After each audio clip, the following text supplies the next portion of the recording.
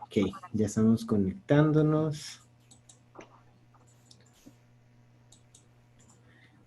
Y ya empezaron a llegar las personas. Hola, bienvenidos. Vamos a tomar unos minutitos mientras ingresan todas las personas. Entonces, esperamos que nos puedan dar un chancecito y estaremos iniciando pronto.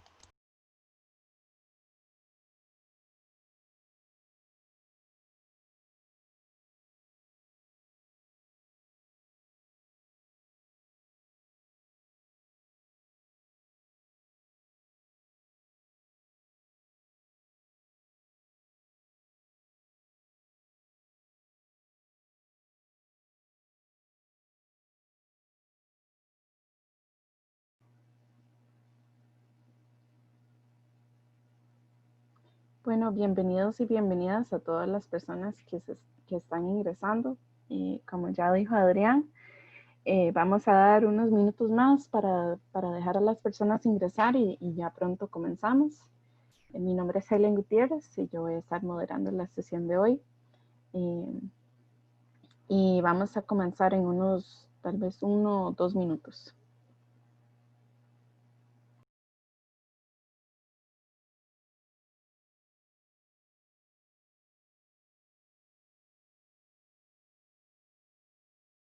Tal vez Helen puede irles introduciendo un poco cuál va a ser la dinámica para que todos y todas tengamos claro cómo va a transcurrir y cuál es el orden y más o menos cuánto tiempo tenemos.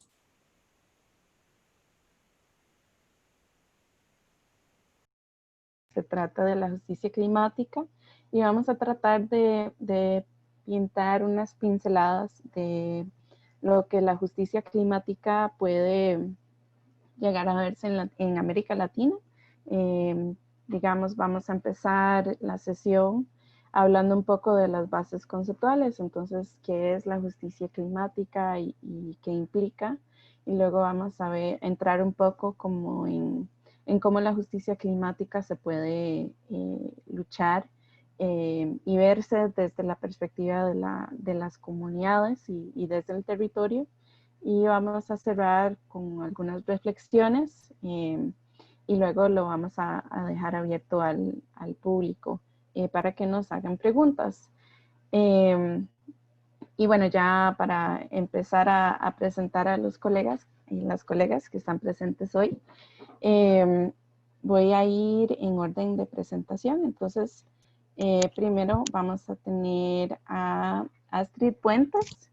Astrid es una de las 2 codirectoras ejecutivas de la organización AIDA y está basada en Ciudad de México y cuenta con amplia experiencia en el litigio en interés público, especialmente con respecto a la relación entre derechos humanos y ambiente. También le sigue a Astrid Adrián Martínez, quien es director de la Ruta de Clima, que es una ONG basada en Costa Rica, y actualmente se encuentra cursando su doctorado en la Universidad de Eastern Finland y es experto en gobernanza climática y también activista climático enfocado en derechos humanos y daños y pérdidas y participación pública. Después, bueno, Astrid y Adrián nos van a hablar un poco sobre lo que va a ser, lo que es la justicia climática. Y luego vamos a entrar en la parte como de las perspectivas comunitarias, en donde nos van a hablar Moisés Barón, quien es actualmente presidente de la Federación Sindical Unitaria de Trabajadores Mineros, Energéticos, Metalúrgicos, Químicos de las Industrias Extractivas, Transportadoras, perdón, y similares de Colombia, o Funtramiesco. Forma parte de la Mesa Social Minero-Energética y Ambiental por la Paz de Colombia, así como la Alianza Libre de Fracking. También es asesor jurídico para la Fundación Corpatec, creo, no sé si la estoy pronunciando bien, que presenta oposición a los proyectos de fracking en Colombia. Le sigue Angélica Ortiz, del pueblo Wayuu y Puana en Colombia. Angélica es defensora de derechos humanos y forma parte de la organización Fuerza de Mujeres Wayuu y la Red Nacional de Mujeres Defensoras. También tiene más de una década trabajando por la defensa del territorio, los derechos de las mujeres y el derecho al agua, y fue galardonada por la Defensoría del Pueblo, la Gobernación de La Guajira en 2020 como Mujer Guajira. Y por último, vamos a cerrar con Ingrid Hausinger, quien nos va a presentar una reflexión de lo que se conversó el día de hoy. Ingrid coordina los programas de política ambiental de la Fundación Alemana Heinrich Böll para la región centroamericana. Ella trabaja de la mano con actores locales, nacionales y regionales relevantes para la conservación y protección de los ecosistemas, medios de vida y territorios, promoviendo la participación social en la gobernanza climática y la justicia ambiental. Entonces, bueno, muchísimas gracias a todos y todas por estar aquí. Voy a iniciar con una pequeña dinámica. Les voy a pedir que ingresen a la dirección que voy a poner en el chat, que es www.menti.com. Y el código que les voy a pedir es ya los pongo en el chat.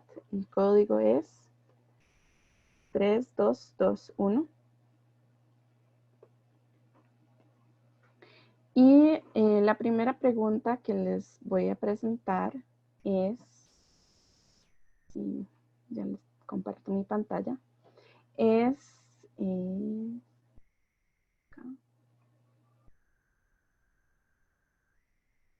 que con una palabra describa qué significa para ustedes la justicia climática. Entonces, la idea es que vayamos armando una nube de palabras de lo que implica la justicia climática para ustedes y vamos a dar un minuto para esta pequeña dinámica para ver cómo estamos todos y todas en cuanto a la terminología. Les di el código mal, perdón. Entonces, el código sería... Helen, creo que también la página no la pusiste en el chat. Si confirman. Ok. Entonces, creo que no puedo poner en el chat mientras estoy... Okay. Ya les ayudé con el código y con la dirección de la página web. Entonces ya vemos que ya está funcionando. Sí. Y el código de acceso es 32211.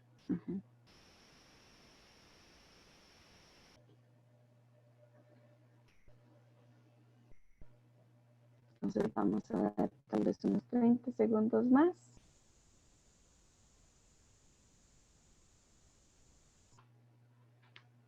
Entonces tenemos aquí desigualdad, transformación, inclusión, salud, bienestar, futuro, muy importante, redistribución, resiliencia. Muy bien. Creo que futuro es el que va ganando. Clima, problema político, redistribución, responsabilidad, bienestar, también muy importante, inclusión. Bueno, vamos en a el ir chat tenemos excelente, bueno, no, perdón, racionalidad, nos faltó uno. Ok. Bueno, vamos a ir cerrando la actividad, pero estamos viendo...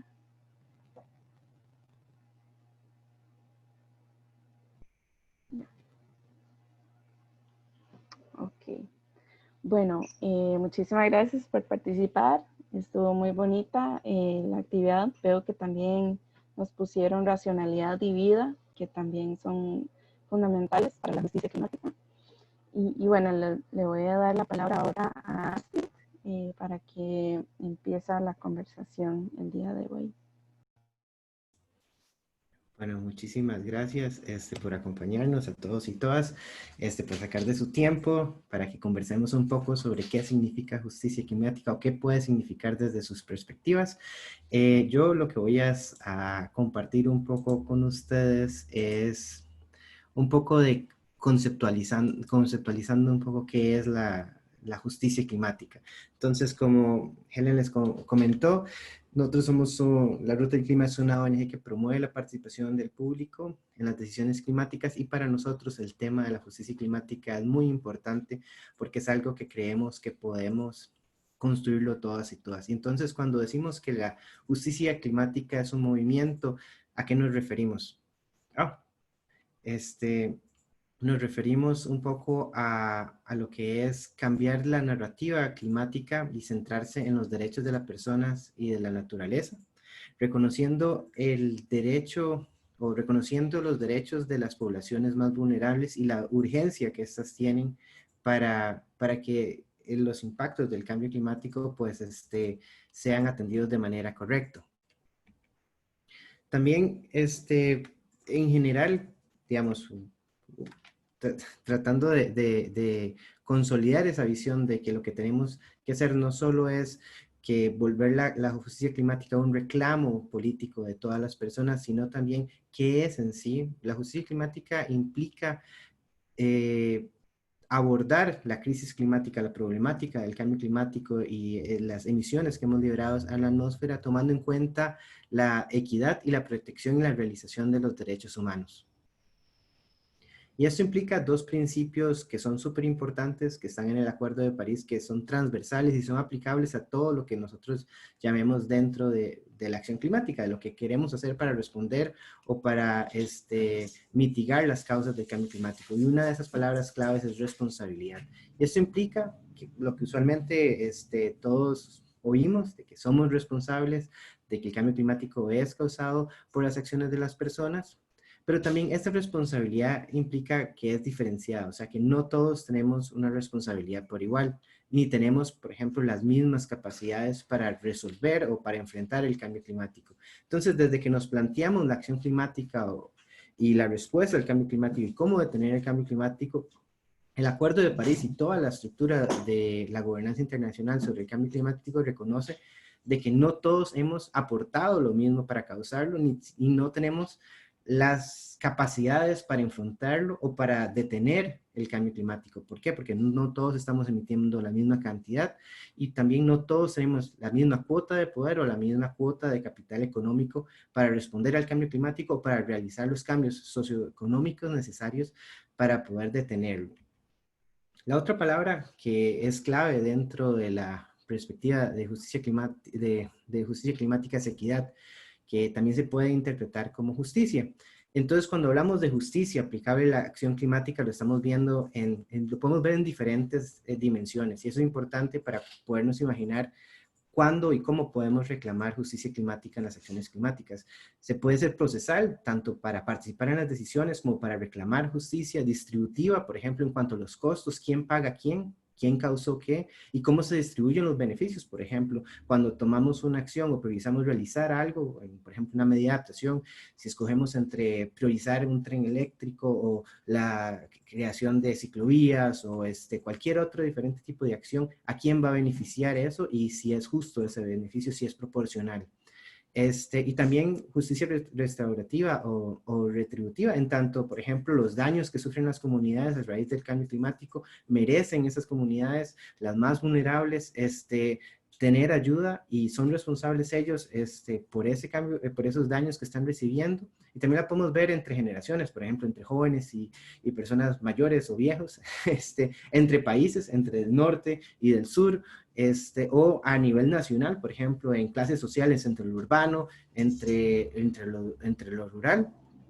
Y dentro de toda esta dinámica, lo que podemos, lo que sabemos y lo que comprende, por ejemplo, el Acuerdo de Escazú y otros instrumentos de gobernanza climática, es que el cambio climático en sí es injusto, porque sus causas, sus impactos son parte de un sistema desigual, son parte de un sistema insostenible y son parte de acciones que no respetan los derechos humanos, porque el cambio climático en sí afecta el bienestar de las personas y de sus derechos, del disfrute del derecho a la vida, el derecho a la seguridad alimenticia, el derecho a la vivienda, es el derecho a la salud, y esos son cuestiones que se han dado por el desarrollo económico, por un desarrollo económico que ha sido desigual e insostenible.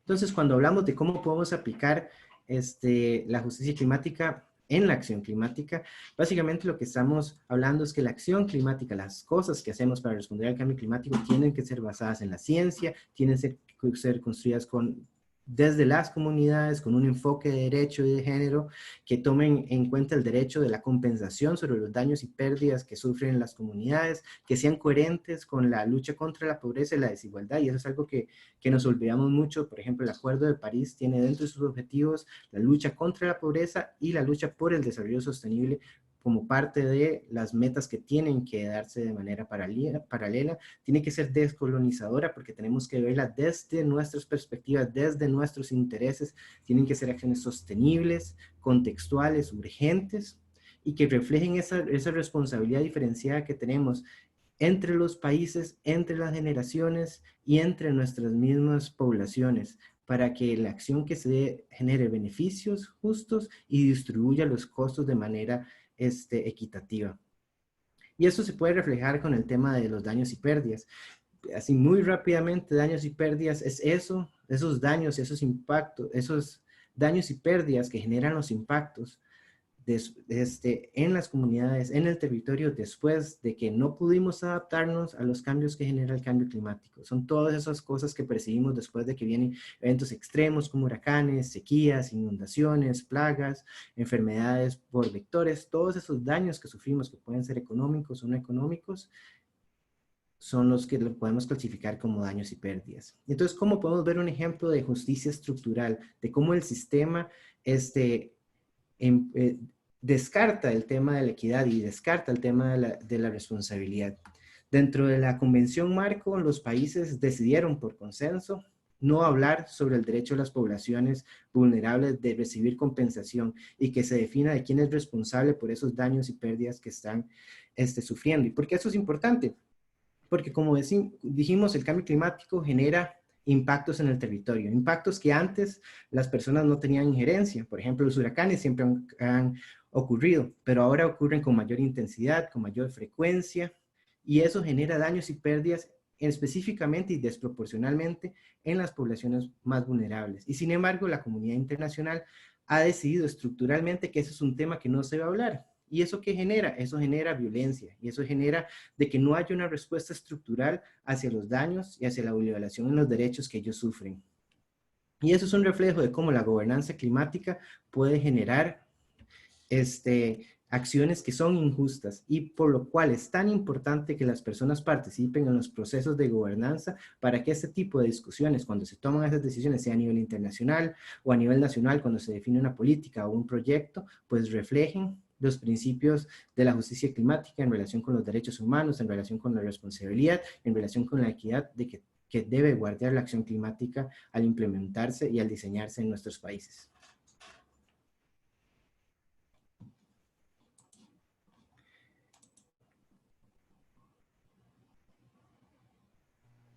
Muchas gracias, Adrián, por su intervención. Entonces, ahora seguimos con Astrid, quien le va a dar seguimiento a esta charla. Muchas gracias, Helen, y todos. De verdad es un honor para nosotras estar compartiendo este espacio. Y justo siguiendo con la intervención de Adrián y compartirles un poco cuáles son los elementos que estamos viendo como justicia climática. Y como diría un autor muy reconocido, de qué hablamos cuando hablamos de justicia climática, específicamente en América Latina. Entonces, uno de los elementos para reforzar lo que estamos diciendo es que el término y el objetivo en realidad de justicia climática surge a partir de lo que estamos viendo, ¿no? La crisis climática que vivimos hoy está afectando, como sabemos, absolutamente todos los sistemas en el planeta.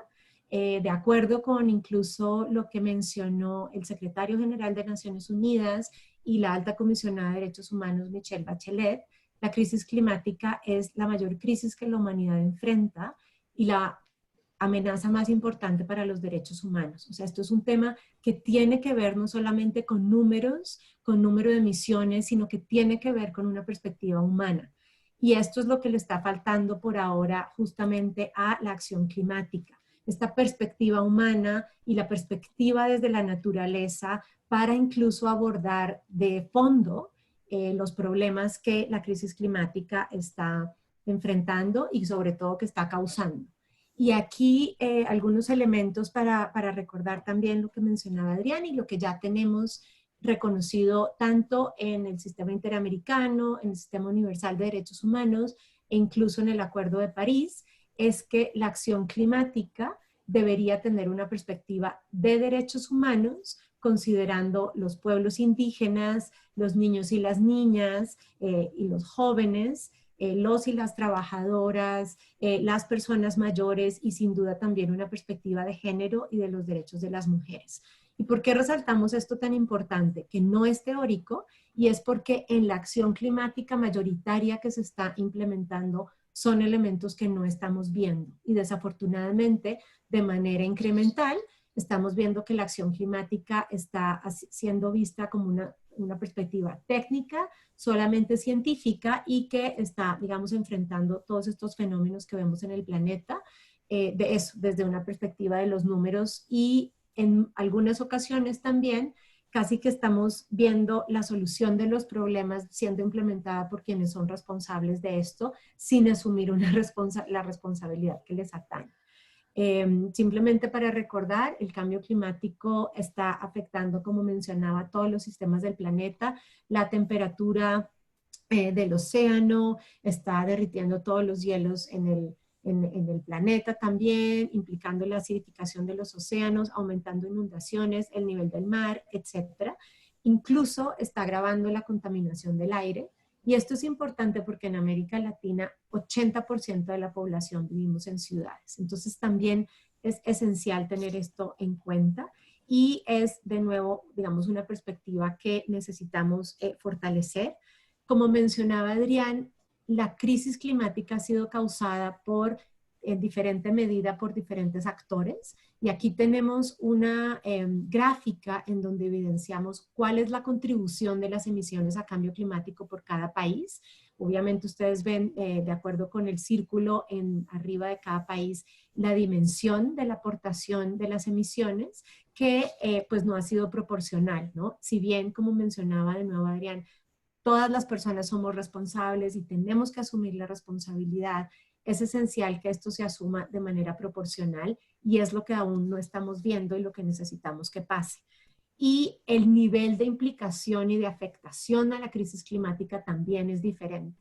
Y aquí quería también hacer un llamado porque no es solamente por país, sino cuál es el nivel de vida, el nivel de demanda de la naturaleza y de los recursos que el estilo de vida de cada uno tenemos. Y por eso también es importante hablar del sur global o del norte global, porque en América Latina, que es la región más desigual del planeta, vemos como muchas comunidades indígenas, comunidades locales tienen muy poco impacto dentro de la crisis climática, mientras algunas empresas o de la manera en que algunas personas viven es igual o incluso puede tener un impacto climático mayor que personas en algunos de estos países. Y otro tema esencial respecto de la responsabilidad que queríamos resaltar también es de dónde vienen estas emisiones. No solamente son de los estados, también son de grandes compañías. Y aquí tenemos una lista de las 20 compañías que en mayor medida han contribuido al cambio climático. Entonces es un espacio y un dato científico y evidente y objetivo que tenemos que tener en cuenta y que desafortunadamente aún no se ha abordado en su magnitud y es justamente lo que desde América Latina pensamos que es esencial para poder no solamente hablar de un tema de justicia desde la perspectiva filosófica y de derechos humanos, sino sobre todo en la práctica. ¿Y por qué también esto es importante? Desafortunadamente, con todos los esfuerzos que tenemos hoy en día, no estamos alcanzando el resultado que necesitamos. El planeta ya se ha calentado 1 grado y de acuerdo con las proyecciones, se supone que todos los objetivos, las políticas existentes, de acuerdo con toda la estructura del Acuerdo de París, etcétera, nos llevan a un escenario de 3 o más grados de calentamiento global, que va a implicar millones de personas más afectadas, incluso de acuerdo con los cálculos del IPCC, que es la comunidad científica experta. Es decir, lo que estamos haciendo hoy no funciona. Y eso es un elemento esencial para hablar de justicia climática. No es solamente un tema de un favor, es bonito, sino es un tema de efectividad. Y aquí una de las frases que quería un poco compartirles es la definición que se atribuye a Albert Einstein. Algunos dicen que no necesariamente lo dijo, pero me parece súper importante que como humanidad lo tengamos en cuenta. Y es esta definición de locura, y es pretender que haciendo lo mismo una y otra vez, tengamos resultados diferentes, ¿no? Y no va a pasar, o sea, si seguimos haciendo exactamente lo mismo, no van a cambiar los resultados, y es lo que estamos viendo con la acción climática, y por eso la importancia de hablar de justicia, de una perspectiva de derechos humanos, de una mayor participación, para que podamos cambiar esa transición y para que en realidad podamos comenzar a ver los resultados que tengamos, que necesitamos en términos de acción climática. Aunque suene obvio, porque esto es importante en América Latina y en el Caribe, les contaba algunas cifras que quería ahorita un poco resumirlas, esto obviamente en 10 minutos, pero nos parecía importante tenerlas en cuenta. América Latina es una región que cuenta con el 30% de nuestra población en niveles de pobreza, ¿no? Desafortunadamente, al día de hoy, 4 meses después de la pandemia y todo lo que ha implicado esto, seguramente estos números se van a mover, y uno de los riesgos más grandes es que sigamos aumentando, ¿no? Hay 62 millones de personas, 10% de la población en pobreza extrema, que además implica que es la región más desigual, ¿no? Es decir, sin duda tenemos que estar hablando de responsabilidad norte-sur, y sin duda también tenemos que estar hablando de responsabilidad hacia adentro de América Latina. ¿Y qué estamos haciendo en América Latina para hacernos cargo y responsabilizarnos de estas inequidades? Y justo para eso es tan importante tener en cuenta estos conceptos de justicia climática. Porque además tenemos el triste primer lugar de ser la región más peligrosa para quienes protegen el ambiente, la naturaleza y el territorio. Sobre todo las mujeres indígenas son quienes han estado literalmente en la zona de fuego, y por eso es un tema también esencial en América Latina hacernos cargo. Además, somos una región enormemente rica en términos tanto culturales como de pueblos indígenas y locales, e incluso de biodiversidad. Es decir, si seguimos con una perspectiva solamente científica y de números, no estamos llegando a nuestros objetivos, pero además se están literalmente desperdiciando toda esta riqueza que necesitamos rescatar para que podamos abordar y en realidad resolver la crisis climática, para tener una perspectiva diferente.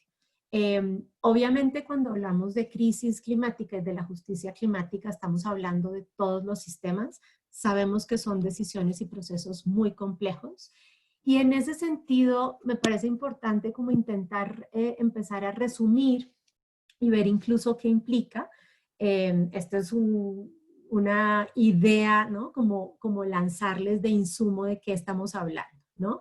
Entonces implica realmente y de fondo revisar cuáles son las acciones negativas, estos factores que están causando la crisis climática, identificar responsables, que de muchas maneras ya los tenemos, y es exigir y alcanzar la rendición de cuentas de una manera integral, para además tener una distribución equitativa, como mencionábamos, no solamente de responsabilidades, sino de fondos, de remediación, de compensaciones, para que podamos realmente tener estos resultados.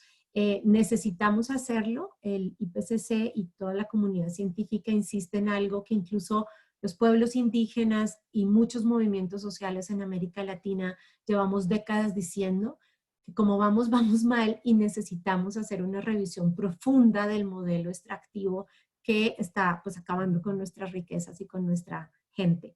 Entonces ahí digamos, es un concepto, es un objetivo que nos puede ayudar a implementar estos cambios profundos y sistémicos, que sin duda tenemos que hablar de equidad social, de conocimiento tradicional y de tener una perspectiva de derechos.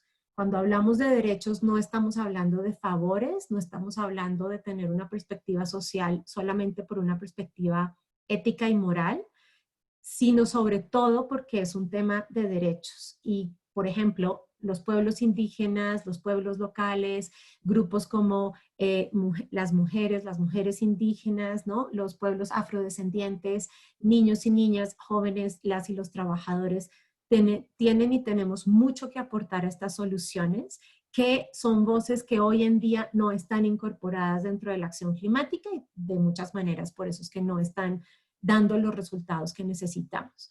Y aquí quería incorporar también un elemento que tal vez no es jurídico, aunque algunas pensamos que debería y es esencial, y dentro de la pandemia hemos evidenciado que es clave, y es la importancia del cuidado, ¿no? Y es un espacio en donde dentro de una perspectiva de explotación de la naturaleza, la manera mayoritaria en donde se está haciendo y uno de los causantes fundamentales de la crisis climática es justamente explotar la naturaleza y seguir en estas inequidades sin control y sin límite. Y justo entonces es rescatar esta perspectiva de la importancia de cuidar, no solamente por una perspectiva ética y moral, sino incluso utilitaria. Estamos acabando con los recursos. Y obviamente un elemento esencial de esto es respetar la soberanía, priorizar otras formas de vida, poder encontrar otras maneras de resistir y sobre todo de vivir en lugar de seguir sobreviviendo. Acá tenemos una foto de mujeres de la Amazonía brasileña justamente en una de las marchas y lo que queremos es poder dentro de la justicia climática encontrar mejores maneras en que la humanidad pueda caminar en la tierra pudiendo asumir la responsabilidad, abordar y realmente de profundidad a ver las lecciones aprendidas que hay y entonces llegar a las soluciones climáticas que necesitamos ante la crisis climática, que al final es la suma de una cantidad de injusticias acumuladas en el sistema que tenemos que desmembrar y solucionar de fondo. Entonces por ahora es esto y estamos felices de seguir con la conversación. Gracias. Muchas gracias, Astrid. Muy interesante todo lo que mencionaste, en particular lo del cuidado me parece muy pertinente y más que se está visualizando en estos tiempos. Muchas gracias también, Adrián. Yo creo que de las dos presentaciones podemos ver que el cambio climático realmente requiere bastantes transformaciones y, digamos, en su fondo es un tema de justicia y de derechos de todas las personas y todas las demás no personas que vivimos en este planeta. Entonces vamos a seguir la conversación desde la perspectiva de diferentes actores. Vamos a empezar primero con don Moisés, quien nos va a comentar desde su perspectiva trabajando con el sindicato y también su perspectiva, digamos, desde el lado de los trabajadores, en qué implica la justicia climática en su territorio. Entonces, adelante, don Moisés. Muchas gracias, muy buenos días a todas y a todos. Para mí es un honor, como lo dije, poder asistir a este importante panel o seminario, que para mí es un diálogo de saberes y que ya con la parte introductoria que nos ha hecho Adrián y Astrid, pues evidentemente nos plantean un gran desafío en términos de los aportes en este escenario. Mi nombre es Moisés Barón Cárdenas, de Colombia, hago parte de la Federación Sindical Minero-Energética Untramiesco y de la Mesa Social Minero-Energética y Ambiental por la Paz. Yo quiero iniciar diciendo una frase de Leonardo Boff, que es un ecoteólogo, filósofo y escritor, quien señalara: el ser humano que apareció hace unos 10 millones de años es la porción de la Tierra que en un momento de alta complejidad comenzó a sentir, a pensar, a amar y a cuidar. Por eso hombre viene de humus, de tierra buena.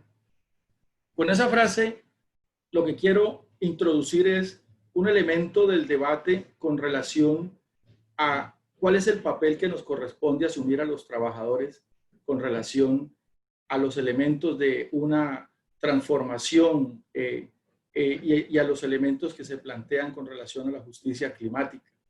Y se nos ha dicho, bueno, si usted es trabajador de la industria, ¿por qué cuestiona la industria? Si usted vive de ella, si usted come de ella, si usted deriva el sustento de ella.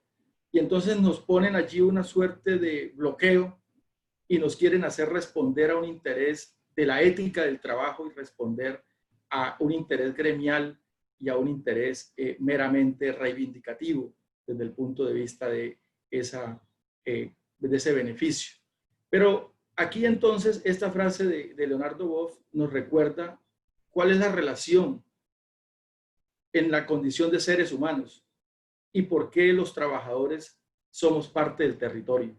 Y si entendemos que los trabajadores somos parte del territorio, entonces nuestra misión no puede ser solamente defender la ética del trabajo, sino que nos plantea trascender a unas dimensiones políticas y unas dimensiones culturales y sociales que nos obligan a intervenir de una mejor manera en función del cuidado de la casa común y del bien superior, que es el buen vivir para toda la humanidad. Dicho estos elementos, entonces, voy a seguir un poco posicionando algunos elementos que me parecen importantes, y es, bueno, los trabajadores tenemos que ser capaces de pensarnos las formas de transición, y esas formas de transición nos implican a nosotros mismos también revolucionarnos y cambiarnos desde el pensamiento, porque los trabajadores representamos un saber y un hacer dentro de la sociedad. Pero en la medida en que queramos nuevas cosas, como lo dijo Astrid, con relación a Einstein y la definición de la locura, si nosotros no queremos seguir haciendo meramente un ejercicio de producción de energías fósiles, si no queremos estar en una condición donde se niega la democratización en el debate de las energías, si no queremos quedarnos reproduciendo un modelo de concentración de esa energía, y si no queremos nosotros quedarnos, dijéramos, en un proceso que simplemente responda a esas lógicas de intereses económicos transnacionales, pues nos toca entonces ser capaces también de transitar, de hacer transición. Y esa transición implica también desaprender muchas cosas, pero también nos implica en los saberes, nos toca también transformar y convertir a una nueva clase trabajadora. Por ejemplo, ¿quién va a procesar el litio para los sistemas de las energías renovables? ¿Quién va a construir los paneles solares y quiénes van a construir los aerogeneradores? ¿Quiénes van a construir las turbinas para los sistemas de producción de energía mareomotriz? Pues naturalmente eso necesita una fuerza productiva y una fuerza de obreros detrás, y ese conocimiento se tiene que apropiar. Y apropiar ese conocimiento significa pensárnoslo, diseñarlo, planearlo. Pero entonces viene la pregunta cuando nos centramos en tres elementos. Si pensamos en la vida integralmente considerada, si pensamos en la democratización alrededor de los cambios y transformaciones que las sociedades se merecen y que la sociedad planetaria está reclamando y que en el marco del COVID-19 se ha hecho mucho más evidente, y de los elementos de la soberanía que aquí también se han mencionado y que no pueden desaparecer por más que mantengamos los vínculos de unidad y de solidaridad interplanetarios e interregional desde nuestro sur global, por ejemplo. Pero esos elementos de la soberanía también están allí presentes. Y entonces, al centrar estos elementos de la defensa de la vida, de la defensa de la democratización y de la defensa de la soberanía, nosotros entonces podemos plantearnos como clase trabajadora qué es lo que vamos a proponer en términos de un nuevo modelo de sociedad y cuál es el aporte que nosotros debiéramos hacer de manera eficaz y de manera eficiente a ese nuevo propósito de sociedad planetaria. De tal manera que aquí, dijéramos, estoy poniendo unos elementos que desde la misma Mesa Social, Mineroenergética y Ambiental por la Paz hemos recreado. Allí nos hemos encontrado los movimientos obreros, los diferentes sindicatos del carbón, de la energía eléctrica, del petróleo, con los sectores ambientales de la Mesa Nacional Ambiental, de Censada Agua Viva, de la Alianza Colombia Libre de Fracking, para debatir sobre esto, porque estos asuntos de lo que se denomina la justicia climática y de los elementos de la transición, que hoy nosotros creemos que no puede ser meramente una transición energética. Tenemos que ser capaces de pensarnos una transición agro-minero-energética. Es de mucha más profundidad la misión y la labor que debemos emprender. Y en esos escenarios, nosotros lo que hemos dicho es, hombre, no somos antagónicos, no somos enemigos.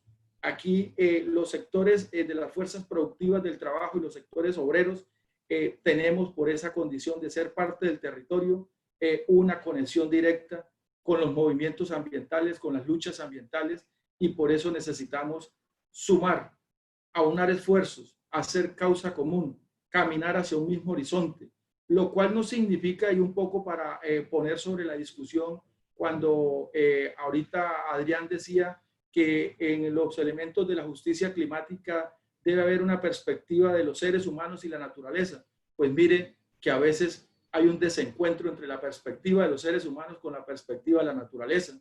Resultan a veces ser justamente contradictorios, porque la naturaleza lo que quiere y reclama y necesita muchas veces son cosas distintas a lo que la perspectiva del ser humano en sus capacidades de definición y de lógicas de poder logra establecer. Y entonces allí nos situamos sobre un elemento. ¿Vamos sí o no a ser capaces de repensarnos la lógica de producción, distribución y consumo de la energía? ¿De verdad lo vamos a pensar y lo vamos a asumir como un elemento que le contribuye a la justicia climática? Es decir, nosotros estamos dispuestos como clases trabajadoras, pero también como sociedad, a asumir unas nuevas lógicas en la producción, la distribución y el consumo de la energía, o vamos a seguir en estas lógicas desaforadas que son insostenibles y que llevan el mundo hacia donde hoy vamos caminando. Un poco cierro mi intervención por efectos del tiempo sobre estos dos aspectos. En Colombia estamos no caminando ni transitando la agenda que la sociedad quisiera y que la ha expresado en diferentes momentos de movilizaciones, de protestas, de agendas, de pliegos, y que en el marco de una segunda Asamblea Nacional por la Paz, con 10.800 delegados de los diferentes territorios del país, la gente dijo: queremos que nos respeten nuestros planes de vida, que nos dejen vivir en nuestro territorio, que nos dejen desarrollar nuestro proyecto cultural y que nos dejen acceder al agua, a un agua que sea apta para el consumo humano en las cantidades que requerimos para reproducir la vida en el territorio. Eso es mucho pedir por las regiones y los territorios. ¿Y qué responde el gobierno? Dice: no, nosotros tenemos unos tratados internacionales, tenemos la obligación de dinamizar la economía, privilegiamos la inversión extranjera directa y necesitamos garantizarles seguridad jurídica a los inversores. Y entonces para ellos lo que se plantea en función de la paz que se empezó a construir con los diálogos y el acuerdo con las FARC y que se espera se profundice como una paz completa con el ELN y el EPL, simplemente lo señalan con el hecho de decir que la paz del gobierno es una paz neoliberal, capitalista y extractiva, y que ellos lo que pretenden con la paz es ampliar las fronteras geográficas y tecnológicas para hacer más de lo mismo, Astrid, para llevarnos a la locura de profundizar el modelo extractivo de las energías fósiles. Y el país está diciendo: no, por ahí no es. Nosotros queremos una paz completa que sea capaz de cambiar y que sea capaz de generar un nuevo contrato social en el cual podamos repensar el territorio y podamos vivir con nuestros propios planes de vida. Esa es la gran disputa que hay en Colombia alrededor de la construcción de la paz. Y entonces, con este aporte, lo que quiero decirles es: en Colombia, a diferencia tal vez de muchos otros países, pero también con una similitud con algunos otros, tenemos unas desafortunadas cifras, y es que defender la justicia climática, defender los derechos humanos, defender el medio ambiente, es sinónimo de tener la lápida, porque se le convierte inmediatamente en sujetos de persecución política y de la violencia sociopolítica que emana del mismo Estado en alianza con las multinacionales, y por eso tenemos la deshonrosa cifra de muertes de líderes sociales y ambientales en nuestro país. Da vergüenza decirlo, y sobre todo en un panel internacional como este, pero ese dolor de patria lo tenemos que expresar porque creemos que al final de toda esta historia tendrá que prevalecer la compasión, la unidad, la solidaridad y la complementariedad, que al final de cuentas es lo que queremos encontrar en este pueblo hermano de América Latina, de Centroamérica y el Caribe. Muchas gracias. Muchas gracias, Moisés. Sin duda son interrogantes muy importantes que debemos considerar en nuestra lucha por esta transformación social que requiere el cambio climático. Siguiente vamos a escuchar de Angélica Ortiz, quien es dirigenta desde el pueblo Wayuu y Puan. Y ya les comparto la presentación de Angélica. Bienvenida, Angélica.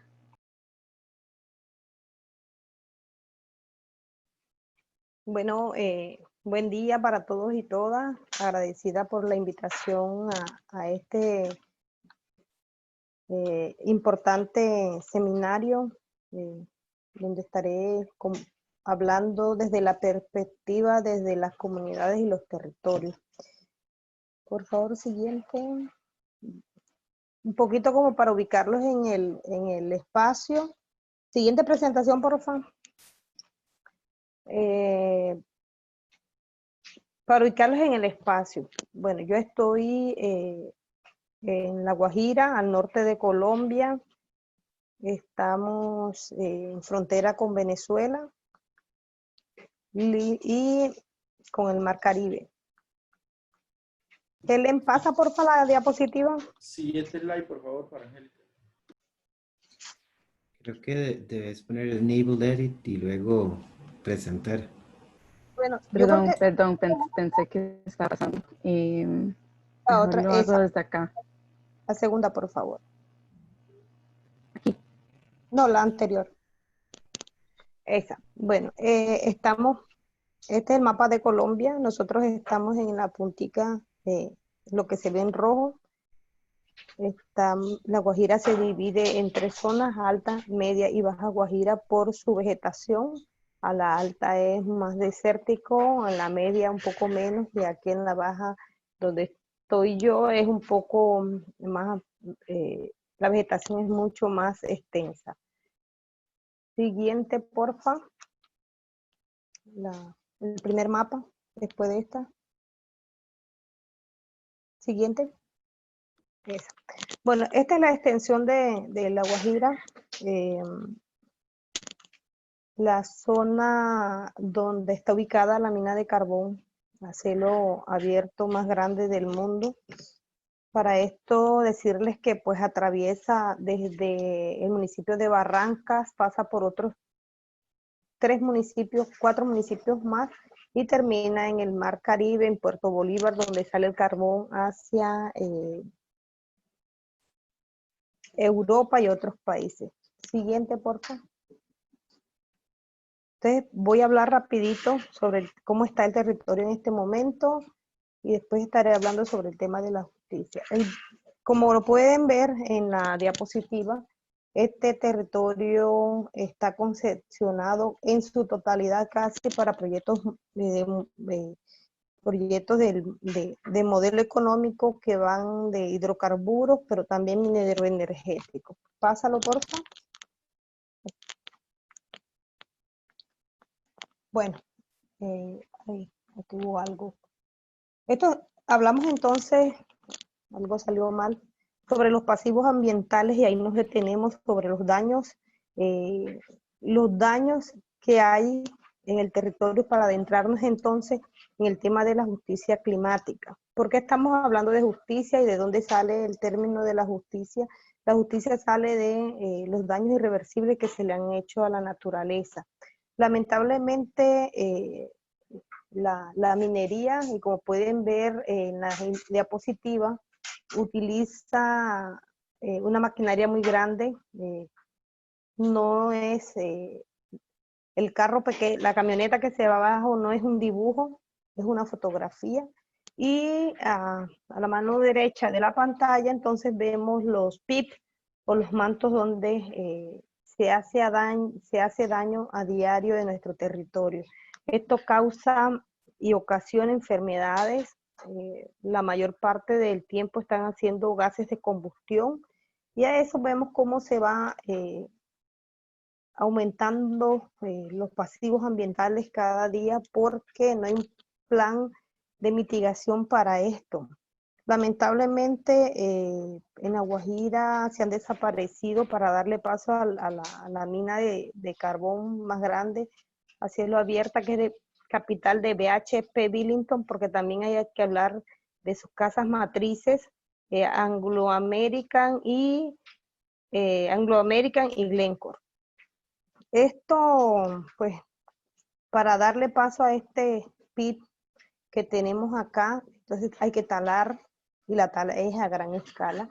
Alrededor de 69,000 hectáreas han sido arrasadas en lo que tiene que ver con 4 municipios para poder sacar el carbón que va hacia Europa y a otras zonas donde el carbón que se produce en La Guajira es uno de las mejores calidades que hay a nivel mundial, pero que aquí no, el uso no es para nuestro país. Siguiente, por favor. Es un modelo, este modelo extractivista que va de la mano, este modelo va de la mano de un pensamiento hegemónico que sale a partir de ese modelo dominante que tenemos, pero que lamentablemente lo que va haciendo a su paso es arrasando y reconfigurando en nuestro territorio. Lamentablemente para nuestro caso, la transición tampoco es algo que sea, la transición energética que sea algo alentador. Siguiente, por favor. Este modelo de acumulación, entonces, nos ha ido deteriorando el territorio. Como pueden ver, todo lo que está sombreando en naranja en la parte superior es el gran resguardo de la Alta y Media Guajira, en el sur de La Guajira, que tiene unos problemas históricos donde han muerto más de 5,000 niños a causa de desnutrición y problemas asociados con la desnutrición. Tenemos 3 sentencias de la Corte Constitucional, se le han venido haciendo seguimiento. De hecho, el 13 de julio se pronunció la Contraloría General de la República en una auditoría que se le hizo. Pues lamentablemente las comunidades no tenemos la capacidad para reaccionar o accionar frente a todo este modelo que se viene encima, que va arrasando los territorios que son para cultivar, para defensa y la pervivencia en los territorios. Entonces vemos, pasa la número 12, por favor. Vemos en este mapa cómo el territorio está siendo concepcionado para, estas son las solicitudes y los títulos mineros que tenemos para modelo eólico, pero también para modelo fotovoltaico. Como se pueden dar cuenta, la 13, por favor, como se pueden dar cuenta, todos los intereses y los megaproyectos que están sobre nuestro territorio. Tenemos a Repsol, a EPM, un proyecto que se hizo piloto en La Guajira, empezó en el 1999, es un proyecto que no le da energía a las comunidades, es un proyecto que no ha sido diseñado para hacer un impacto positivo a la comunidad. La energía, hay unos molinos de viento allá, en el Parque Jepirrachi, que es el primer modelo que existe. Lamentablemente, pues, para hablar de justicia, entonces tenemos que hablar de cómo empezamos a sentarnos con nuestros gobiernos nacionales para mirar ¿Por qué si existe una consulta previa, también existe el consentimiento? Lamentablemente no está en este momento, no se están teniendo en cuenta para la titulación. El movimiento indígena a nivel nacional en Colombia y a nivel de América Latina ha empezado una defensa por la madre tierra y su liberación. Como bien lo decía, pues lamentablemente los intereses económicos están sobre los territorios indígenas, sobre los territorios afro, sobre los territorios campesinos. Hablar de justicia climática también nos lleva a la reflexión de cómo estamos interactuando, cuál es nuestro rol, nuestra posición desde la sociedad, desde nuestras casas, porque miramos que hay una dependencia, y la dependencia está en nuestro día a día. La dependencia está entre los minerales, porque necesitan minerales para hacer un computador, para hacer un cubierto, necesitan minerales para hacer los utensilios de cocina, se necesitan a diario. Entonces, mirar cómo nosotros desde nuestra posición empezamos a transformar o por qué no, a desaprender de muchos utensilios que a veces utilizamos y realmente no son necesarios para nuestras vidas.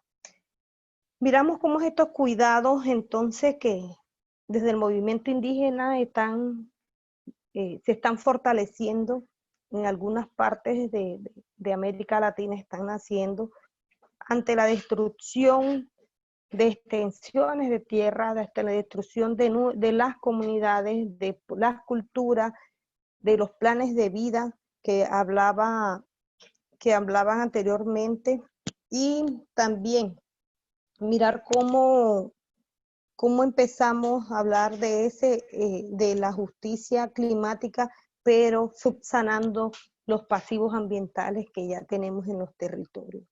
Creo que dos problemas más que se nos crean.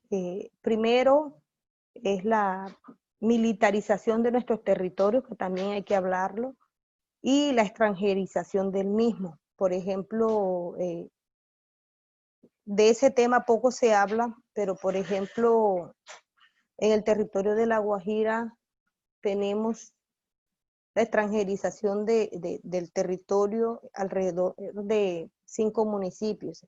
Propiedad privada, propiedad privada, propiedad privada.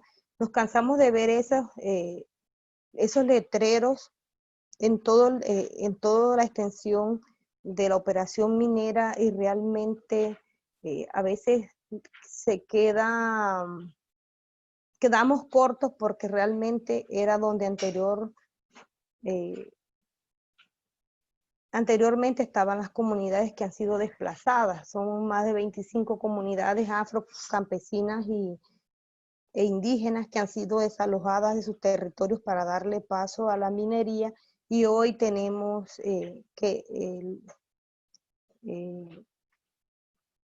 tenemos en nuestro territorio lamentablemente el daño que se le ha hecho a la tierra, pero necesitamos urgente el compromiso del gobierno nacional. Miramos cómo estos cuidados que hoy se les está haciendo al territorio, a las comunidades, tienen consigo también las amenazas, los asesinatos de líderes, de defensores, que en Colombia desde el 1 de enero de este año hasta el día de hoy van más de 157 líderes y defensores asesinados por defender la tierra. Vemos cómo no existe una hoja de ruta en estos proyectos para la mitigación, la prevención del daño, pero tampoco existe una voluntad política ni a nivel nacional ni a nivel gubernamental y los entes territoriales para poder hacer real que empecemos a subsanar todos los daños que se le han hecho a la madre tierra.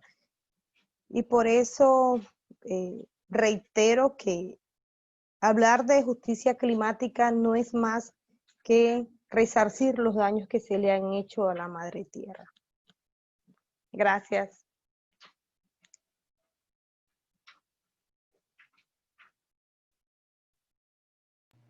Muchas gracias, Angélica. Creo que nos recuerda que cualquier respuesta al cambio climático debe ser una respuesta justa y debe ser inclusiva para todos y todas.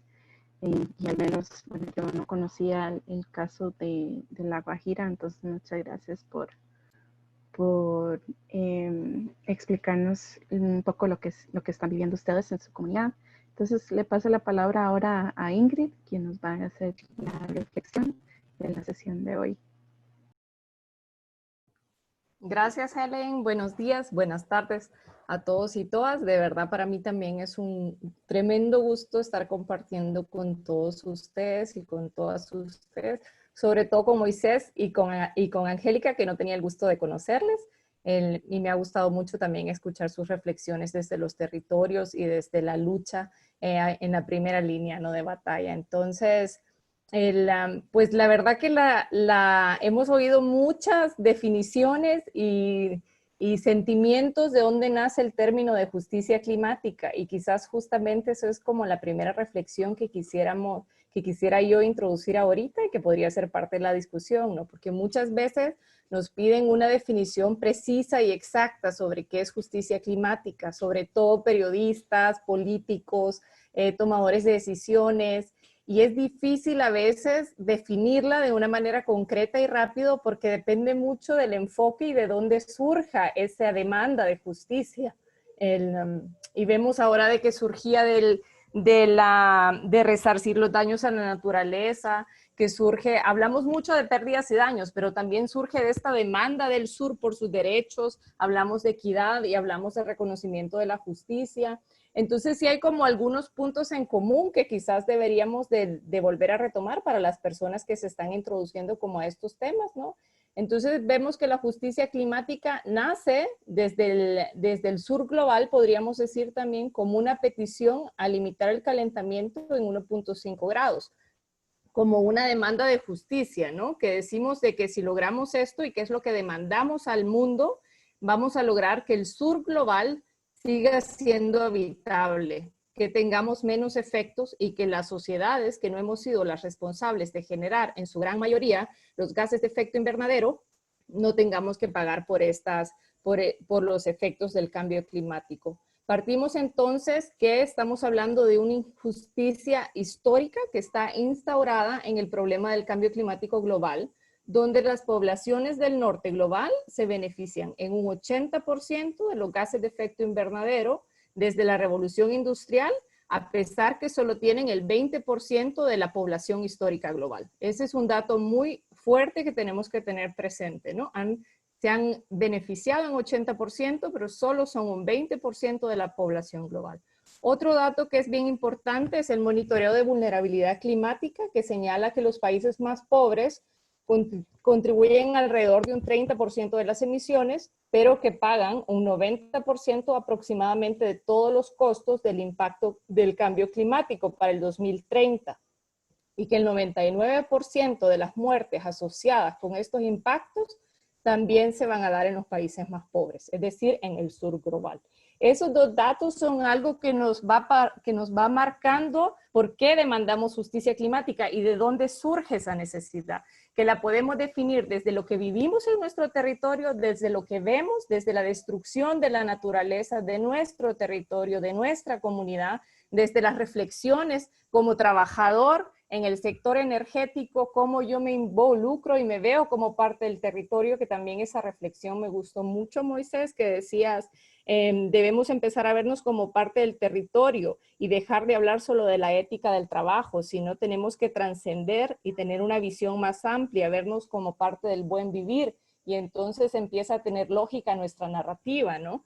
¿De dónde surge entonces el concepto de justicia climática? En nuestra reflexión va por ahí. Adrián también nos hablaba términos más técnicos, digamos, también sobre de qué maneras podemos hablar sobre justicia, si es procesal, si es distributiva, si es redistributiva, o si es intergeneracional, o que puede tener todas estas facetas.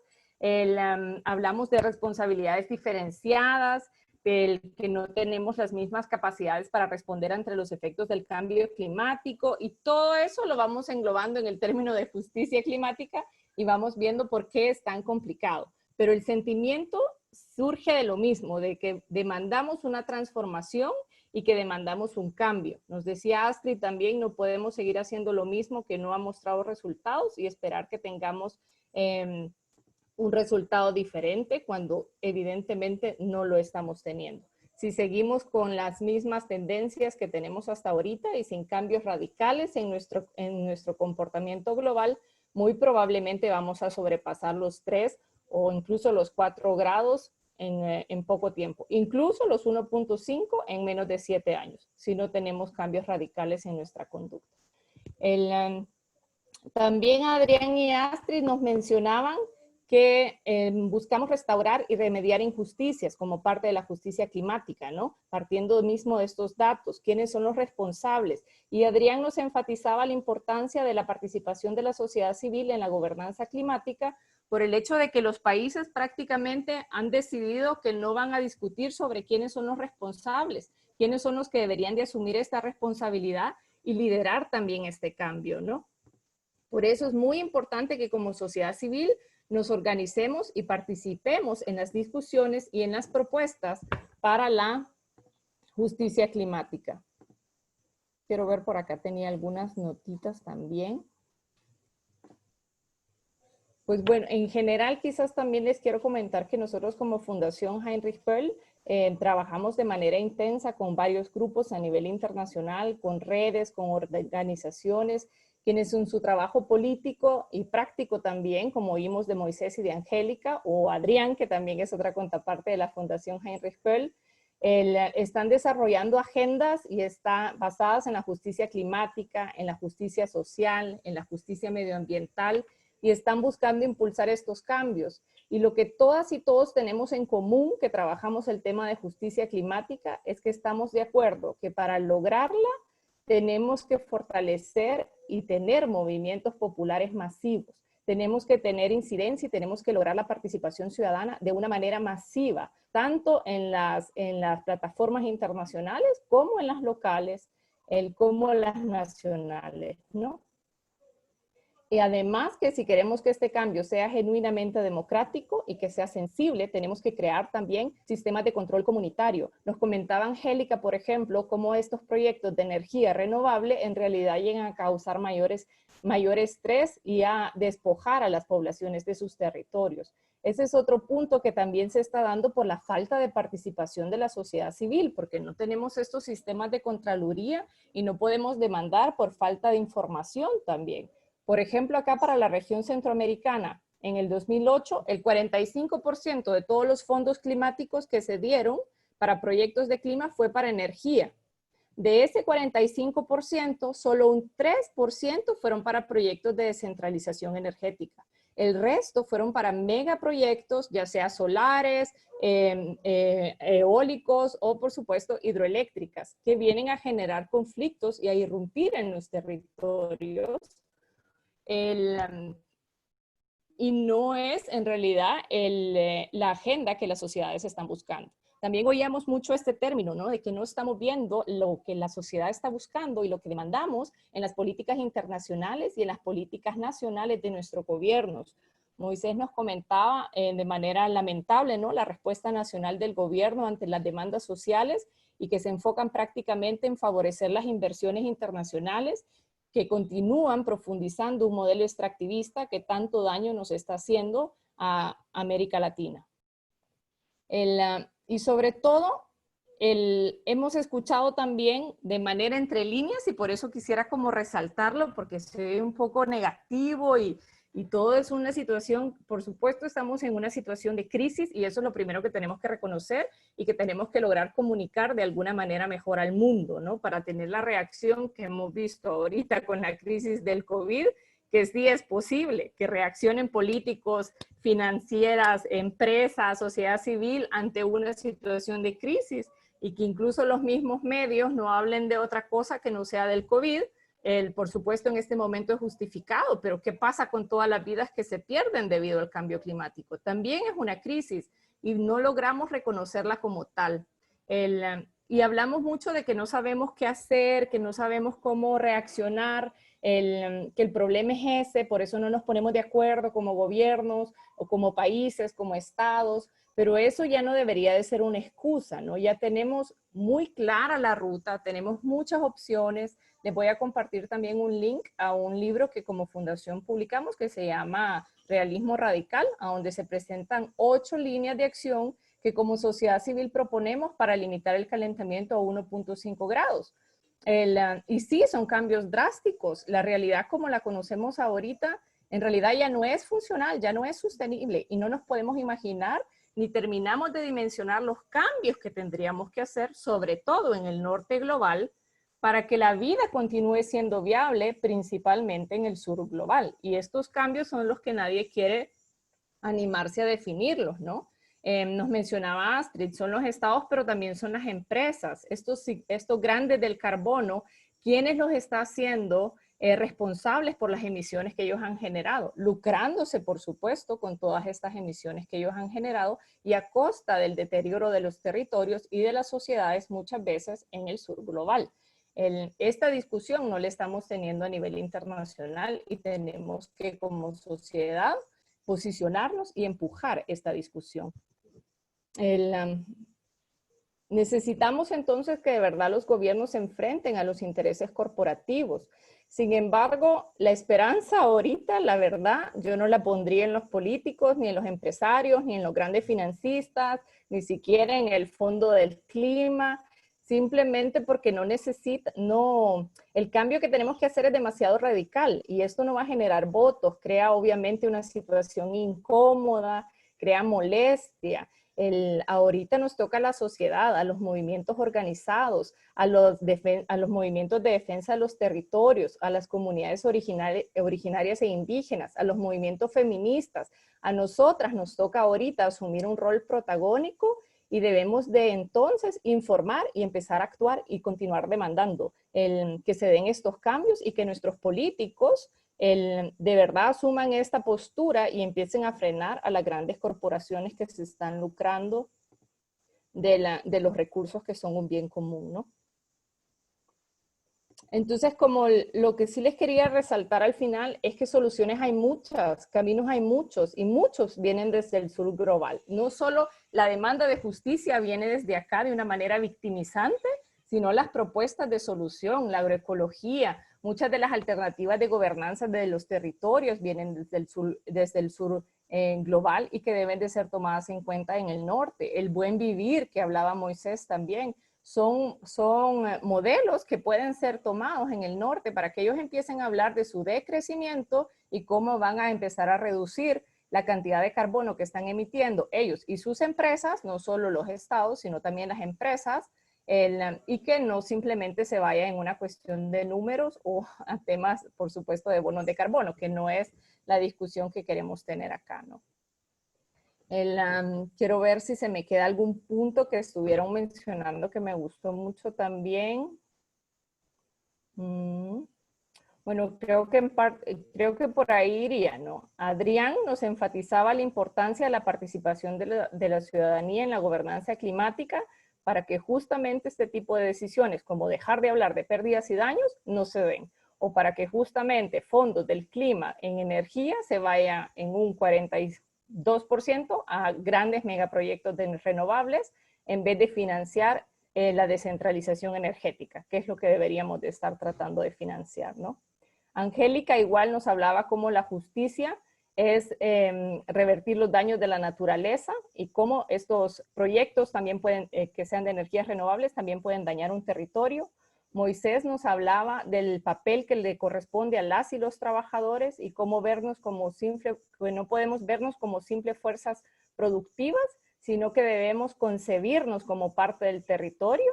Y Astrid nos hablaba sobre los derechos dentro de la justicia climática y que no es simplemente un favor que estamos pidiendo o porque es bonito hablar de esto, sino que es un derecho desde el sur que estamos demandando, que se den estas transformaciones y que deben de ser radicales. Y también debería de ser el norte quien las esté liderando, pero no podemos quedarnos a esperar que esto suceda, tenemos que juntarnos y tenemos que empezar a impulsar y actuar para que desde nuestras regiones se empiecen a generar los marcos normativos y legales que hagan posible esta transformación.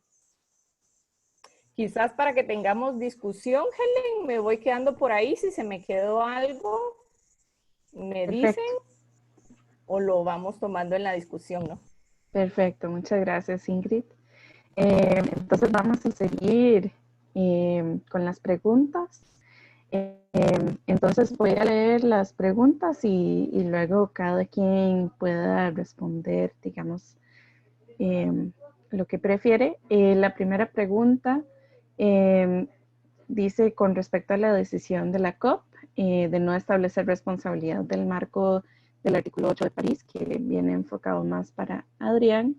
Entonces, ¿cómo se puede revertir esta decisión? ¿Y cuál es la situación actual en cuanto a las fuerzas a favor de la justicia climática en la comunidad internacional? Y cómo se puede abordar al tema de daños y pérdidas de litigio internacional.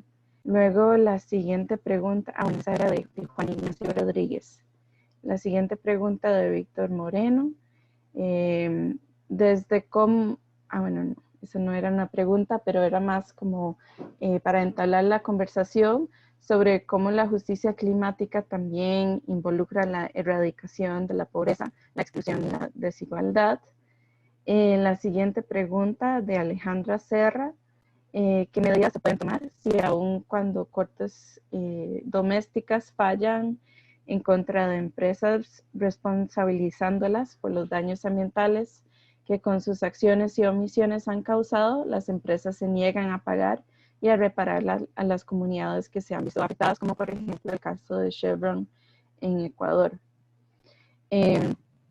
Otra pregunta de Victoria Mora, dirigida más que todo a Adrián, ¿a qué se refiere con el término narrativa climática?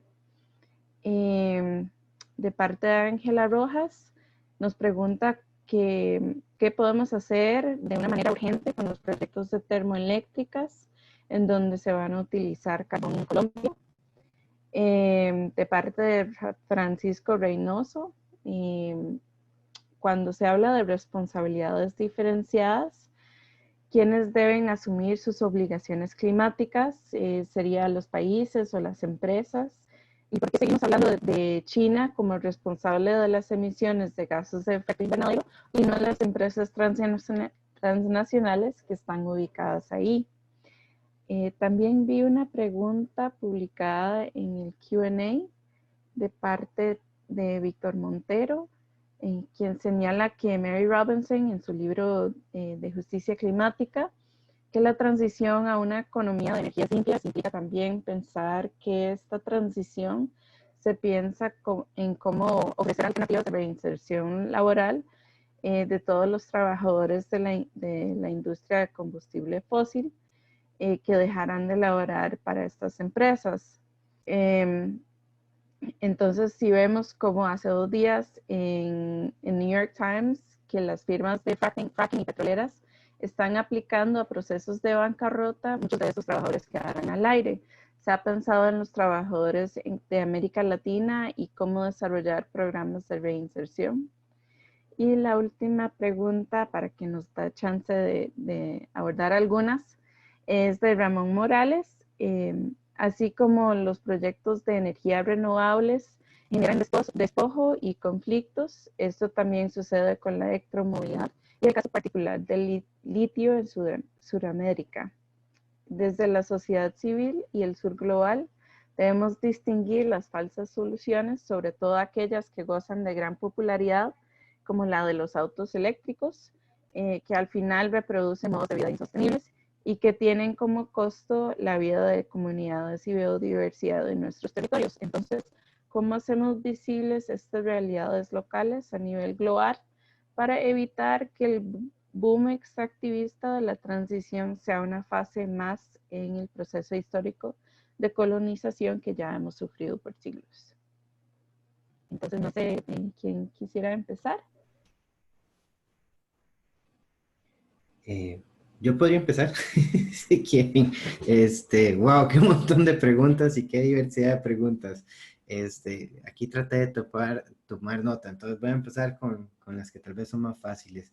Cuando decimos narrativa climática, nos referimos como a esa historia que tratan de a veces contar los países o las ONGs o en conjunto para explicarnos qué es el reto del cambio climático y qué soluciones están abordando y cómo nos lo explicamos de manera política, la forma en que se está abordando. Y eso es básicamente lo que inspiramos que se cambie. Como decía Astrid, a veces eso se da muchas veces en nuestros países de una cuestión de números, de técnico, de cómo hacemos la mayor reducción, pero no necesariamente entre todas esas políticas y mecanismos incluimos la perspectiva social, económica, de justicia, de derechos humanos en esas decisiones. Y eso es algo que hay que introducir. Luego, en cuanto a la reeducación de pobreza y exclusión, si vemos los objetivos del Acuerdo de París, es aparte de reforzar lo que es la convención, que es estabilizar la cantidad de gases de efecto invernadero en la atmósfera, es reforzar la reducción de la pobreza y el desarrollo sostenible. Entonces, no hay acción climática si esas dos cosas no se están fortaleciendo.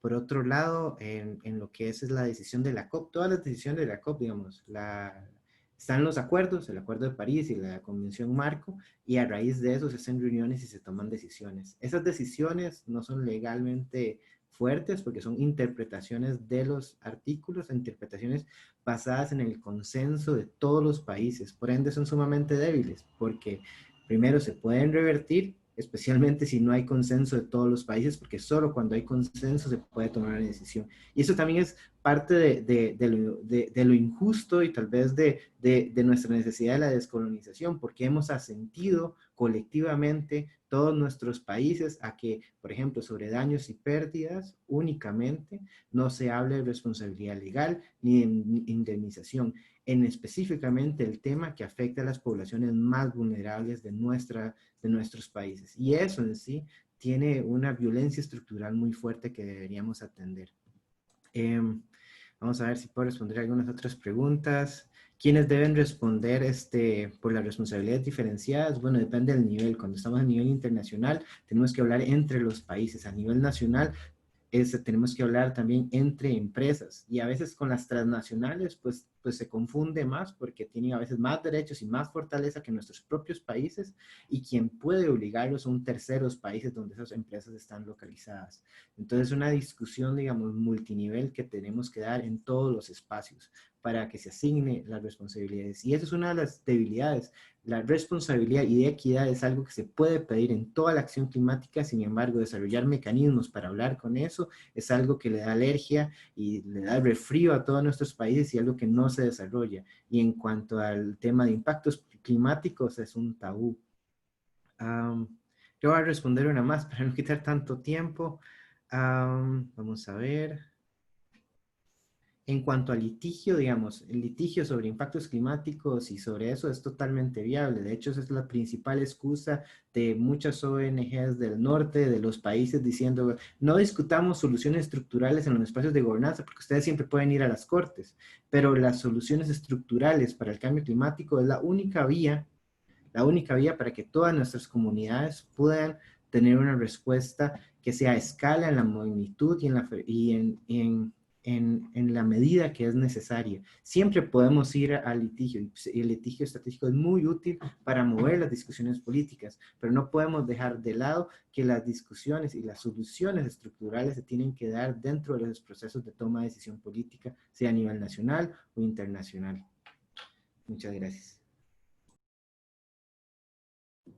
Bueno, yo quisiera Gracias. aportar, dale, hasta que ver.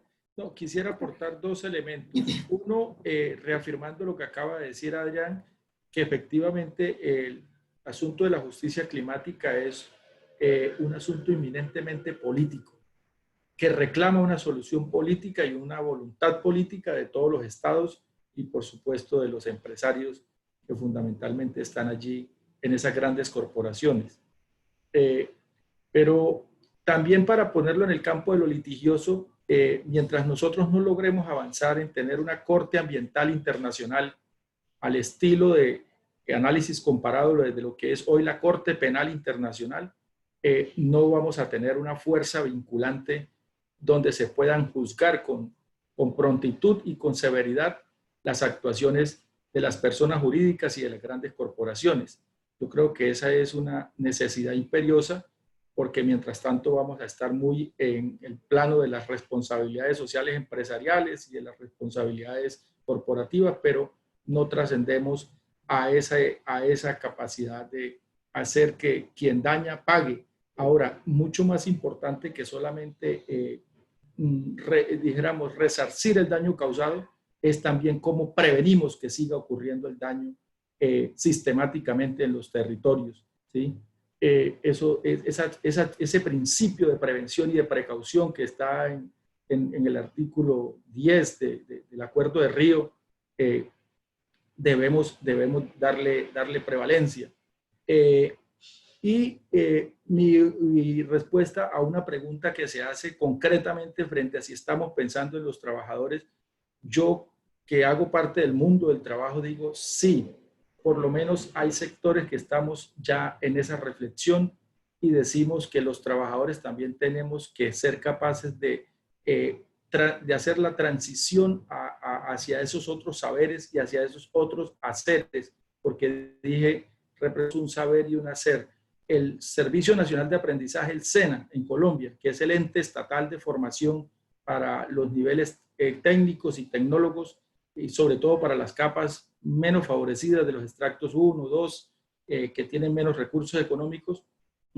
Esa institución estatal hoy en Colombia ya abrió en algunas regionales la formación en temas de energías renovables y alternativas. Entonces, por ejemplo, en Barrancabermeja se está dando ya la formación de los primeros contingentes de los nuevos muchachos instaladores de paneles solares. Y en Barranquilla se está trabajando ya los proyectos de construcción de paneles solares. Entonces, es decir, nosotros necesitamos pensar que esa fuerza productiva no vaya a quedar simplemente engrosando las filas de desempleados, sino que también puedan encontrar un cauce por el cual recuperar eso que es la dignidad que se obtiene a través del trabajo. Muchas gracias. Gracias, Moisés. Y muchas gracias por todas las preguntas. También quería muy brevemente intentar puntualizar algunas cosas. Uno, en relación con qué se puede hacer, bueno, obviamente la crisis climática es una crisis, como mencionábamos, que afecta a todos los sistemas, que es multicausal y que por ende no tiene una solución única, ¿no? Y ahí poco también Ingrid decía, o sea, ¿qué es la justicia climática? Al final, lo que creo que un mensaje que me parece importante resaltar es que es es la coordinación y la suma de diversas propuestas de soluciones a la crisis climática que dentro del sur depende también de si estamos hablando de La Guajira, que si estamos hablando de Neuquén, que si estamos hablando de las migraciones de Centroamérica, de otros países y del Caribe, también es importante tenerlo en cuenta, porque no es, y es parte de lo que estamos viendo, no vamos a solucionar la crisis climática con una sola acción ni con un solo actor que pueda implementar y acciones. Y en ese sentido, ¿qué se puede hacer? Pues todo. Y es que es lo que estamos haciendo y que también quería resaltar que no es que estamos diciendo hoy partimos de cero, ¿no? Dentro de la justicia climática y dentro de las soluciones que nos mencionaban, necesitamos participar, necesitamos ejercer soberanía, necesitamos ejercer la ciudadanía, necesitamos solidaridad, que es desafortunadamente algo que en América Latina a veces o por miedo o por ignorancia o por falta de conexión y de comunicación entre los movimientos no estamos viendo tanto. Aquí hay, ¿no? Estamos 6 personas que trabajamos en esto y detrás de nosotras hay miles más que necesitamos una solidaridad masiva, más involucramiento y que cada persona dentro de su nivel asuma la responsabilidad que le corresponde. El litigio es una herramienta que ya estamos usando y que es importante seguirla usando. Alguien mencionaba qué hacer en el caso de las termoeléctricas en Colombia. Acciones de litigio son una de las opciones, participar, abrir el diálogo y también dar luz y resaltar las soluciones que son viables. América Latina tiene unos niveles de competitividad gigantes, tiene, como mencionábamos, mucha biodiversidad. Además, es una de las regiones que, por ejemplo, tiene sol y tiene una potencialidad eólica gigante que se puede aprovechar siempre y cuando se haga bien, ¿no? No como lo que estamos viendo con los proyectos que nos mencionaba Angélica y que también han pasado en México y en otros países. Y en relación con Naciones Unidas, claro, tenemos esta desafortunada decisión que les mencionaba Adrián, pero no es lo único. Sí, además de la estructura de Naciones Unidas, de las negociaciones de cambio climático, tenemos la estructura de derechos humanos que es obligatoria y también, por ejemplo, en América Latina la decisión de la Corte Interamericana de la observación número 23, de la opinión consultiva, de la opinión consultiva número 23, que específicamente reconoce que los estados en América Latina tienen la obligación de proteger y respetar derechos humanos, incluso respecto de cambio climático. Entonces, las acciones están ahí, también las obligaciones, y lo que estamos haciendo es pues poniéndolas en práctica y dando mucha luz también y mucha fuerza a las alternativas para que al final el remedio, como estamos viendo en algunos países, no salga peor que la enfermedad. Entonces hay que seguir usándolo y seguir también con estas conversaciones para aterrizar soluciones más fuertes. Gracias, Astrid. Ya se nos acabó el tiempo, de hecho, pero si Ingrid o Angélica quisieran cerrar con algunos comentarios antes de cerrar la sesión. Bueno, sí, yo quisiera como agarrar una pregunta específica sobre la pregunta que qué podemos hacer de manera urgente con los proyectos de termoeléctrica que utilizan el carbón de Colombia. Pues decirles que desde La Guajira tenemos acciones en Europa coordinadas con organizaciones de derechos humanos de Suiza, de Londres, también de Estados Unidos, Acción Permanente por la Paz, Winning for Peace, está London Mining, entre otras organizaciones que nos están apoyando. El año pasado pudimos participar en la Asamblea Accionista de Enel en Italia. Decir que sale uno de estas asambleas como nada que hacer, pero te invitan a tomar más fuerza para seguir la lucha en el territorio, para seguir defendiendo. De esas acciones que se han realizado también, han podido venir accionistas acá a La Guajira, pero lamentablemente pues la empresa es muy sabia y muy astuta. No llevan a los accionistas hacia las comunidades donde se están sufriendo los daños ocasionados por la operación minera, pero los llevan a comunidades con las que vienen trabajando de una manera asistencialista, que siempre le van a dar como el voto a favor a la empresa. En las comunidades se ve de todo, dice el dicho de divide y reinarás, y creo que una de las estrategias que hacen muy bien todas las empresas es dividir a las comunidades y decirles que pues algunos no quieren el desarrollo, que no quieren que las comunidades surjan, y decir también que Moisés, aquí en La Guajira empezamos a hablar de transición energética hace 3 años. Estamos justo haciendo un seminario con la Universidad de Magdalena ahora, con otras organizaciones, en la cual también está AIDA participando. Estamos en eso, en el cambio, porque pues la operación de Cerrejón tiene alrededor de 12.000 empleados. Sabemos que es cierto que la energía fotovoltaica y la eólica al principio puede que generen mucho empleo, pero vemos entonces que posterior a eso, ya nos lo dijo el parque eólico Pirrachi, posterior a la construcción de todo el andamiaje que tiene que ver con la implementación de este proyecto, quedan 4 o 5 personas laborando. Entonces, pues decirles que a veces las comunidades se sienten como atadas porque pronunciamientos legislativos a favor de las comunidades existen muchos, pero lamentablemente falta mucha voluntad política. Se han hecho muchas giras desde aquí de La Guajira hacia Europa a visibilizar la problemática que está ocurriendo. Se han ido cambiando algunas cosas de formas, pero el fondo es el mismo. El despojo territorial, el despojo de la cultura, el desarraigo de las comunidades, la pérdida de los sitios espirituales. Y es impactante entonces ver cómo los niños, las niñas mueren de hambre en los territorios, no hay agua potable, con una sentencia de la Corte Constitucional que obliga a los municipios que están alrededor del complejo minero y a la misma empresa a generar potabilización de agua, pero solamente queda en el papel. En el papel Colombia tiene leyes hermosas, pero lamentablemente en la práctica de ponerlas a funcionar, lamentablemente eso no pasa. Entonces, pues nada, agradecida por la invitación a este seminario y pues nada, todos los aportes que se puedan hacer desde nuestro territorio siempre serán y estarán a su disposición. Gracias. Gracias. Igual de mi parte, para ir cerrando, quizás leí una pregunta que decía, bueno, si el concepto es tan amplio, ¿cómo lo podemos limitar?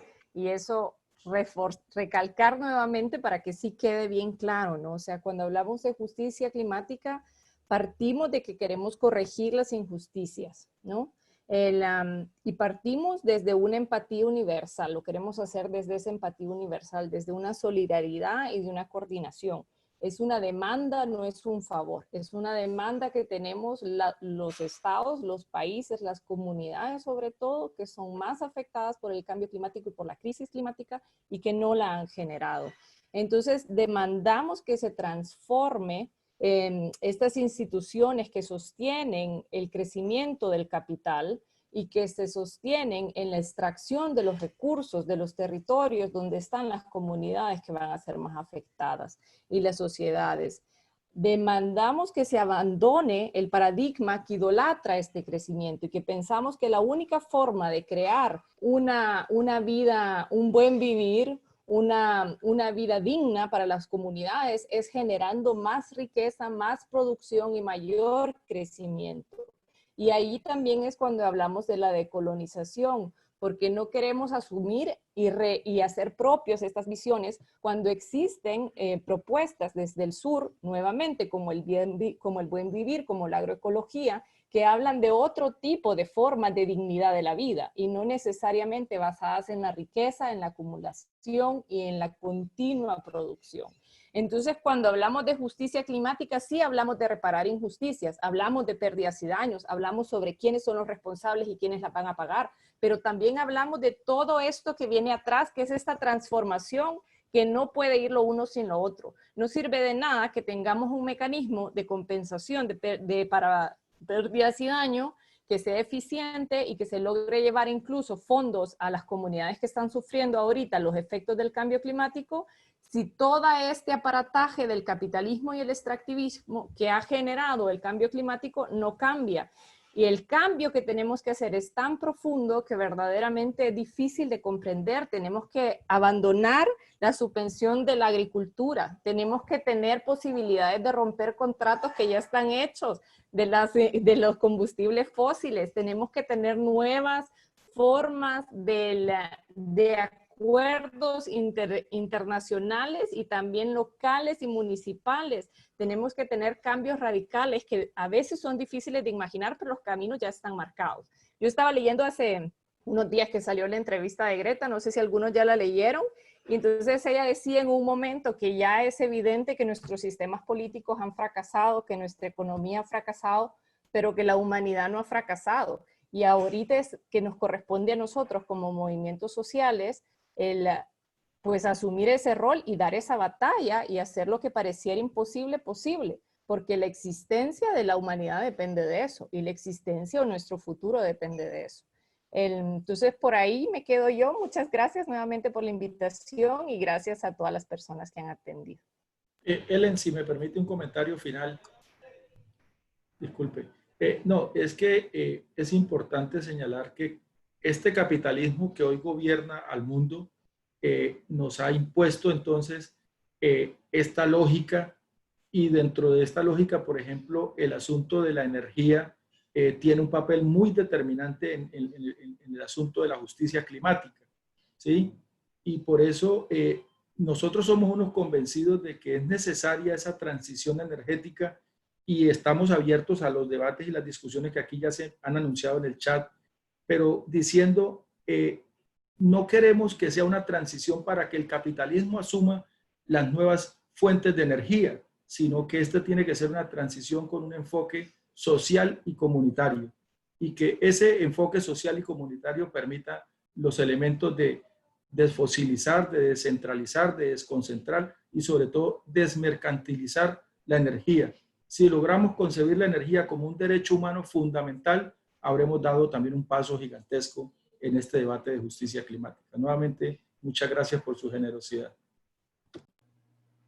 Bueno, muchas gracias a todos y todas por estar aquí, en especial a nuestros panelistas, Astrid, Ingrid, Moisés, Adrián y Angélica.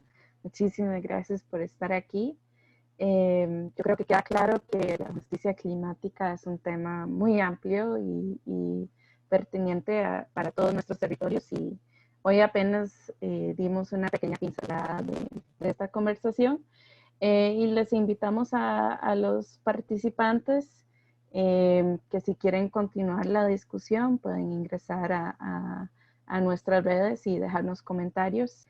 Estamos en Twitter, en Facebook, Instagram como La Ruta del Clima, y ahí nos pueden encontrar. Muchísimas gracias. Y también en las páginas web de la Heinrich Böll, AIDA y de nuestros colegas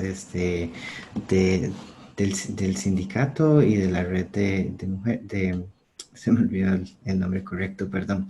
Pero ahí nos pueden ver en la convocatoria, están todos nuestros datos institucionales y pueden seguirnos y pues seguir preguntando.